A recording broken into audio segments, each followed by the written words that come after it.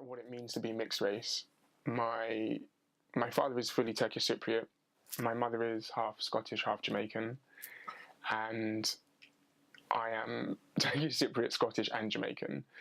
So it's quite difficult sometimes to have people in my immediate family identify with my experiences, and that becomes more apparent depending upon which group in your family you're with. And I think that's exacerbated when you are in groups of one particular ethnicity. So if you're with a group of white people, then you're perceived as either Turkish or black. And if you're with a group of black people, you might be perceived as Jamaican or Turkish or white.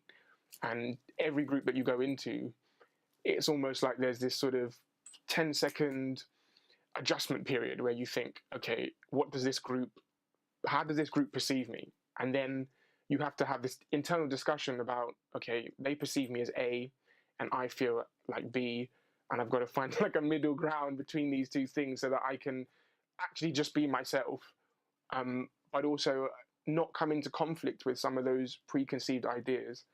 And I think being mixed race always highlights people's preconceived ideas about race, because they think that if you're Jamaican, then you should want to do this, and if you're Turkish, then you should want to do this. And sometimes it's, I may not necessarily identify with that aspect of that race, but that doesn't therefore mean that I'm any less a member of that ethnic group or that race. And so whilst it's interesting to be mixed race, I think sometimes you find yourself in conflict.